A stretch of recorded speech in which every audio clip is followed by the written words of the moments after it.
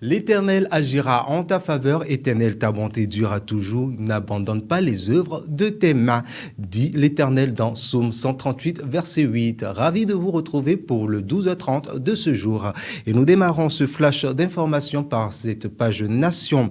La Commission électorale nationale autonome Sénat tient ce jour, dans le cadre des préparatifs des élections générales de 2026, une rencontre avec les ministères et institutions impliquées dans le processus électoral. Demain, ce sera au tour des parties prenantes du processus électoral. Hier, donc, elle a échangé avec les partis politiques. La séance a permis de présenter les principales étapes du processus électoral, de renforcer le dialogue avec les acteurs politiques et de présenter des éléments de langage pour une meilleure communication autour des élections générales de 2026. Toujours donc dans le cadre de cette visite, la Commission électorale nationale et indépendante CENI de Madagascar, en visite d'échange et d'apprentissage au Bénin, était hier dans les locaux de la Commission électorale nationale autonome Sénat.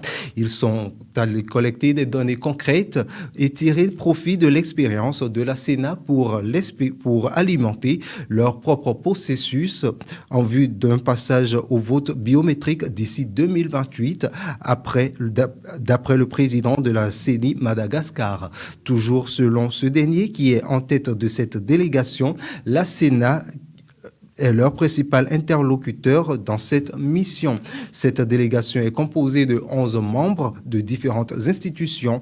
Elle est conduite par le président de la CENI, Arsène Retaf Adriana Nari Sedo Dama. Les autres institutions sur le site sont la Cour constitutionnelle, l'Agence nationale d'identification des personnes ANIP et l'Autorité des protections de données à caractère personnel. On parle donc droit dans ce flash d'information. Les chefs de cour, procureurs et substituts du Bénin ont renforcé ce lundi leur capacité sur le droit pénal des élections.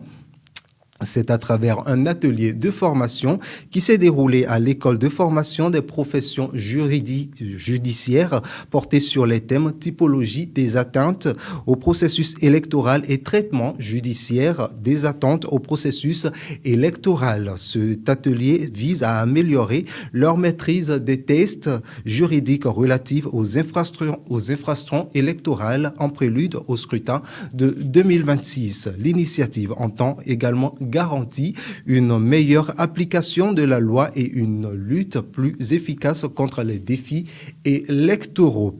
Les cours de vacances ont démarré depuis au Bénin. Ils sont donc partis pour durer un mois, soit quelques semaines avant la rentrée scolaire 2025-2026 prévue pour le 15 septembre prochain. Les portes des écoles primaires et collèges au Bénin sont ouvertes à nouveau. Sinatou, Aoyo, Asoba et Credo Défi ont fait le constat. Ils étaient donc à l'école Siké Sud du Bénin. Sac, bic, crayon, tableaux ont repris service dans différentes écoles, primaires et collèges au Bénin. Les cours de vacances ont commencé. Directeurs, enseignants et élèves sont tous affairés. Ah, c'est bon?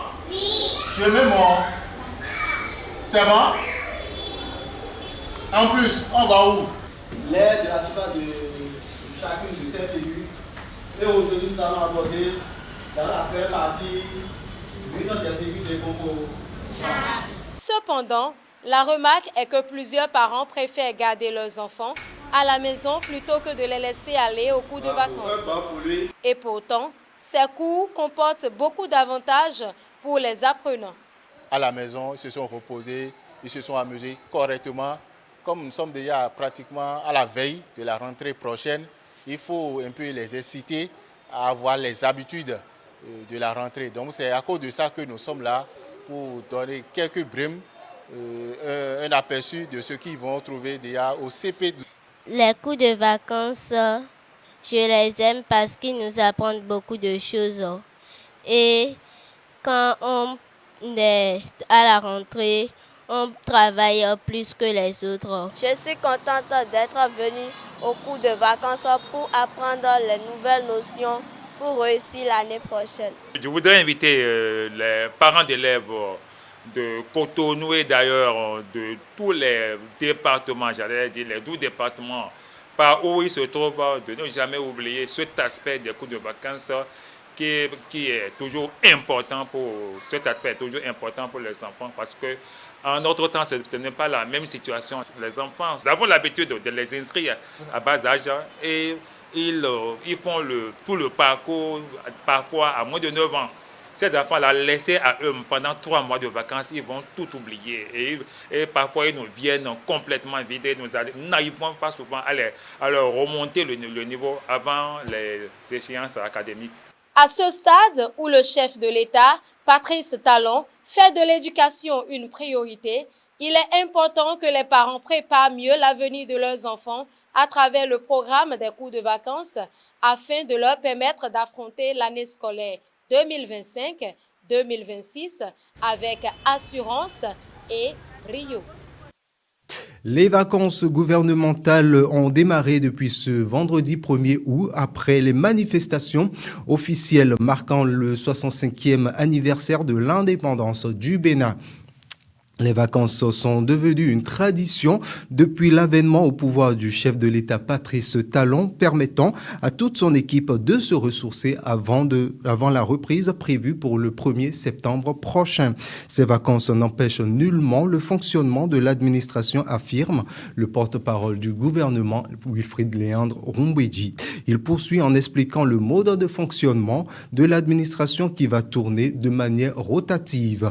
Le pays va continuer d'être bien géré comme il l'est depuis près de 10 ans déjà, a-t-il conclu.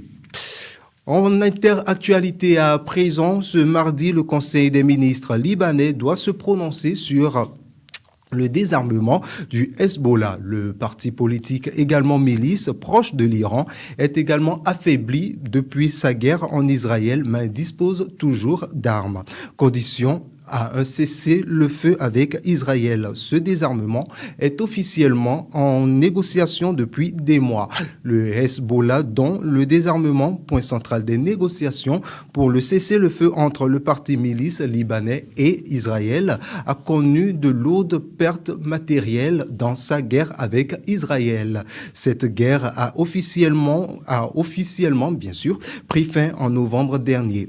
Avant la guerre, le mouvement chiite brandissait avec fierté le chiffre d'une réserve de 150 000 milices. Durant la guerre, il a tiré 40 000 selon un décompte du média local Vis in Beyrouth. À la fin du conflit, Tel Aviv avait affirmé avoir détruit jusqu'à 80% du stock d'armes de la milice. Et puis un mot de sport pour clore ce flash d'information. L'équipe béninoise d'escrime a décroché la médaille de bronze à l'épée des Jeux africains scolaires Algérie 2025. Face à l'Algérie, le pays organisateur de ces Jeux africains scolaires, Djeli Yves, Démé Espedi, Juan Kevin, Sevelou, Simone et Tabé Monsoumine ont fait preuve de résilience et de détermination pour un score final de 45-44 pour les jeunes guépards. Une victoire qui permet aux poulains de Owens